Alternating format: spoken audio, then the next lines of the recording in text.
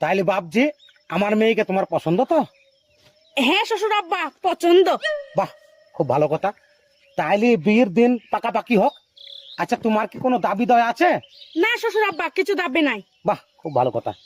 তবে একটা কথা আছে শ্বশুর আব্বা, বলো। আমার কিন্তু পাকা বাড়ি নাই, টিনের বাড়ি। ও ঠিক আছে, আমি একটা বাড়ি দিয়ে দিব। খাট নাই কিন্তু নিচে শুইতে পারবে আপনার মেয়ে? ও ঠিক আছে, আমি একটা খাট দিয়ে দিব। শ্বশুর আব্বা, আমি কিন্তু পায়ে হেঁটে বাজার যাই, আপনার মেয়ে পারবি তো আমার সাথে পায়ে হেঁটে বাজার যেতে? তাই তো, ঠিক আছে, আমি একটা মোটর সাইকেল দিয়ে দিব।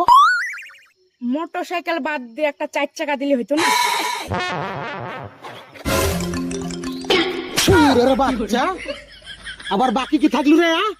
আবার বলছিস কোনো দাবি দয়া নাই? বেরি, তোর সাথে আমার মেয়ের বিয়ে দিব না, যা। এই বেরি, যা।